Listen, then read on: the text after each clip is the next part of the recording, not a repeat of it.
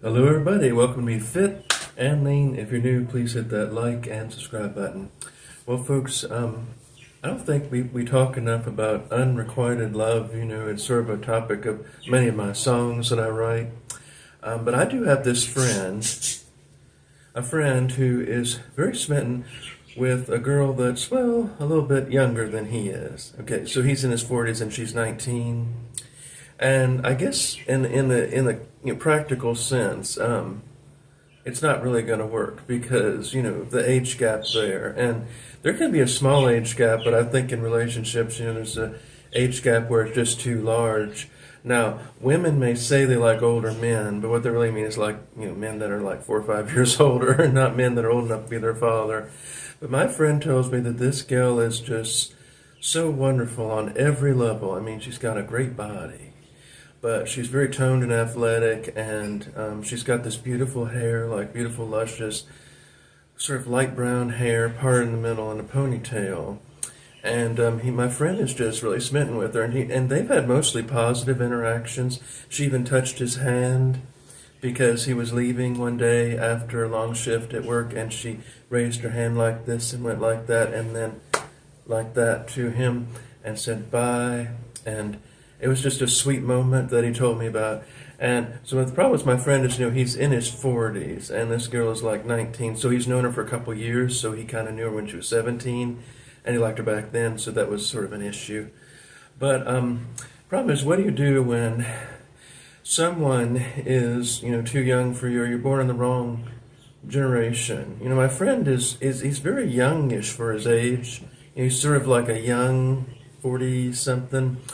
And he keeps forgetting that he's not 20. He keeps thinking that he's like 21, or even thinks he's 16, because he's never really gone past that point. And my friend works in the service industry with this girl, and this girl, he told me that she said she thought he was so nice, and that he should be president one day, and all these nice things. She talked funny stories like how she passed out when she drank too many Red Bulls at a track meet, and these sort of things. And I guess my friend is feeling like, okay, this girl is really something, right? But what can I do? She's 19. And the last thing my friend wants to do is make this girl uncomfortable. Now, he's very nice to her. He doesn't flirt with her, but he says, hello there, darling, and stuff like that. It's a very gentlemanly way. And sweetheart, how's it going, sweetheart? But those things are not flirting, really. It's just sort of a nice way. It's just part of his heritage. But the problem is she's a very young girl, and he knows in his heart and in his mind that this will not work. Even if he had money, even if he had resources, the age gap is just too strong, and at this point in his life, he's in one area and she's in another. She's off at college, off at school. And imagine, like, if she were 50, he would be 77. He'd be a very old man. She'd be a middle-aged woman. And it's just like at that point where he doesn't know what to do because he really likes this girl. But he's sad, and he realizes he has to let her go. He has to let her go because he knows that it's wrong to have a crush on a 19-year-old girl when it's not going to work. That, it can't work. There's no way to make it work. And even if he were like 29, he'd still be a little bit too old for her because 19 is very, very young, even for a female. And she has her own hopes and dreams and aspirations, and he gives her space. He doesn't want to crowd her space. He doesn't want her to be uncomfortable. He doesn't want to make her feel like she can't work there anymore because some old creep is pursuing her. That's the last thing. So he can't tell her how he feels, and he has to keep it inside. And it's really eating him alive. And I said, friend, well, have you asked the Lord about this? And obviously he hasn't, because he knows the truth. He's afraid of what God will say. And he's been praying for the Lord to bring him someone. But isn't it sad? Because my friend said this girl is just his vibe. She's on his vibe. She's so attractive, not just physically, but romantically, emotionally. He's connected. He feels this emotional connection to her. And he can't deny it. He thinks about her a lot. He thinks about a life together with her. He thinks about all her idiosyncrasies, all her little quirks, and all her little things, all her little movements that she does, and they're always on his mind. But he knows that if he told her how he felt, it would make her feel she would be repulsed. She would literally be repulsed. She could not handle a man that old being interested in her. And she'd probably say something very nice like, well, I like you as a friend. The thing is, a friendship would be not enough. And we know that men and women can't really be friends. But if they're just co-workers, their relationship is just that. He is just another face that she sees at her job. There's nothing special, no special quality there.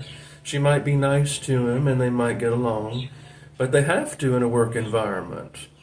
This man knows that he was born in the wrong time. He is a zoomer trapped in a boomer's body. He can't help that. He can't help when he was born. He can't help when he came into this world. It's sad for him. He feels sad. He feels conflicted. Whatever shall I do? My friend asks himself. And what he has to do is let her go.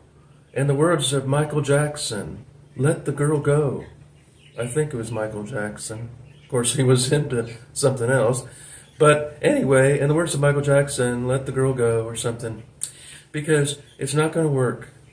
She's a young, delicate flower, and he doesn't want to crush that flower. He doesn't want to pluck at those innocent strings.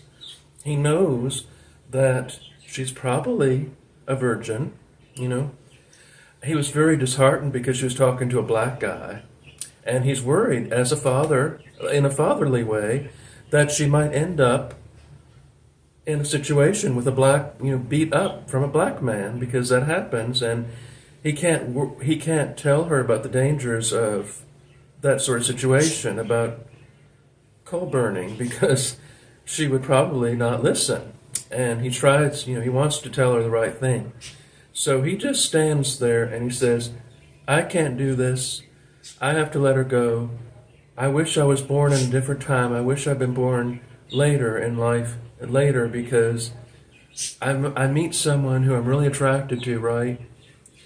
And let me backtrack a little bit about my friend, because he used to be a pretty handsome fella in his younger days. He was never super lean, but he got matches on dating websites. This was back in the early 2000s when there were no bots. So he got legitimate matches, but he was too afraid. He was too afraid of women to go out with the girl because he had so much anxiety and didn't know what to say and didn't know what to do. But after all these years, he's learned social skills. But now it's too late. Now his ship has sailed, and he must sit there forever alone,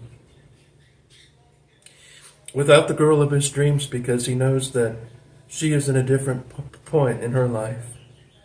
And he doesn't want to be the creep. He doesn't want to be El Creepo. He doesn't want to go and ruin her life with these feelings that are not rooted in reality. So, I'm sharing a story with y'all, because my friend, my very, very close friend that I've known for a very, very long time, is just going through something right now. It's called Unrequited Love. And it's something that can happen to anybody if you just can't be with the one you love, the one that you're really attracted to. So, anyway, folks, I just want to put that out there. What do you do with age gaps? What do you do when you're a man and you find a girl and you're going to get called a creep because you find her attractive and she's way younger than you, and you can't help it. You can't help your age. You didn't ask to be born when you were. But you know that society as a whole frowns on this, even though we are told that women like older men, but that's when they have money and resources and other things. Not when you're someone working in the service industry, and when you're not even grown up yourself. So it's very sad, folks. It's very sad, the reality of being an older man and realizing that you'll never have the young, fresh flower of femininity at your fingertips. But there is a lid for every pot. As my mother always said, there is a lid for every pot. So hold that thought. Thank you all for watching. Go to my website at meskeletonsplace.com. And remember, folks, say a prayer for someone special today. Bye-bye.